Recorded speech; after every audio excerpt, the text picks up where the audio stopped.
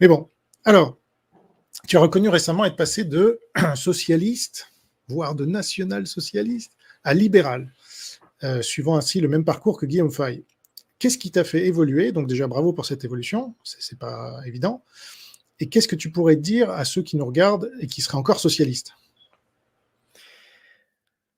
Déjà, je dirais que je vais répondre à la question, hein. Je ne vais pas fuir la question, mais il faut aussi admettre les choses pour lesquelles on est moins compétent que d'autres. Je ne suis pas un spécialiste en économie. Je dirais que ma position sur l'économie, elle est intuitive. C'est-à-dire d'expérience de ce que j'ai vu, les modèles socialistes et les modèles socialistes contemporains, pour moi, sont un problème. Voilà, sont un problème et font courir des dangers en fait à la population et à l'économie d'un pays. C'est-à-dire en fait la ruine à petit feu. Maintenant, ce n'est pas tellement fondamentalement que je suis contre le nationalisme, contre le nationalisme ou le nationalisme socialiste. C'est dans le cadre de sociétés multiculturelles et multiraciales comme l'est la France aujourd'hui, en particulier. Parce qu'on peut s'interroger, par exemple, sur le modèle des pays scandinaves qui, pendant des décennies, a été un modèle plutôt socialiste. Le modèle de la Suède, le modèle de la Norvège, même le modèle du Danemark. Est-ce que ce sont des mauvais modèles? Je ne sais pas si on peut dire ça. Mais le socialisme à la française, pour moi, il est extrêmement toxique parce que en fait, les gens ne se rendent pas compte, mais ils sont coucounés par un État qui les abreuve d'aide en tout genre.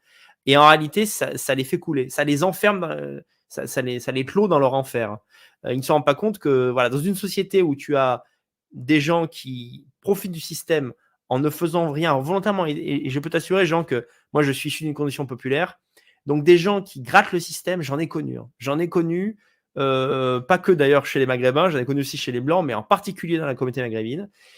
Vous n'imaginez pas le fric qu'ils se font en réclamant toutes les aides possibles. Moi, j'ai connu des gens qui n'avaient aucun problème à se nourrir et qui allaient au Resto du Cœur pour faire des stocks supplémentaires. Voilà, donc le système socialiste en France, couplé à une immigration de masse, crée en fait une société où le plus fourbe arrive à s'en sortir, arrive même à mettre du pognon de côté, finalement en bénéficiant du pognon des gens qui travaillent. Et donc, c'est vraiment une philosophie qu'il faut changer totalement. Et en France, ça va être très compliqué parce que la plupart des gens sont socialistes, en fait, en France. Et tout simplement, le libéralisme, en fait, va dans le sens d'une société du mérite qui, au fond, est celle que j'ai dans le cœur. Voilà. Je veux bien qu'une société, voilà, on peut être charitable, une personne qui a un accident du travail, une personne qui, ça, il n'y a aucun problème. Une personne qui ne peut pas travailler pendant un certain temps peut bénéficier d'aide. Voilà, une société doit avoir une forme de bienveillance pour les gens qui ne peuvent pas voilà, se battre à armes égales dans le monde du travail. Mais il faut arrêter les conneries. D'ailleurs, même si en France, il n'y avait aucun immigré, aucun non-blanc, qu'est-ce que c'est que cette histoire? On peut rester 10 ans au RSA en France. Comment est-ce tout simplement envisageable? Comment on peut. Enfin, je te dis, ça me fait vomir en fait. Je trouve ça dégoûtant. Comment on peut rester 10 ans sans activité? C'est inconcevable. Et voilà, aujourd'hui, on n'a qu'à comparer avec les États-Unis. Quelle est la différence majeure entre les États-Unis et la France? Bah, c'est le modèle économique. Le modèle libéral américain, il a fait ses preuves. En France, à la fois, on est dans l'économie de marché, mais en même temps, c'est un pays où on taxe tous les gens qui entreprennent et ça donne envie à ces gens de se barrer. Voilà, le système économique est à repenser. Maintenant, je vais te dire un truc, Jean, pour terminer de répondre à la question parce qu'elle est importante. C'est peut-être le plus gros combat en France.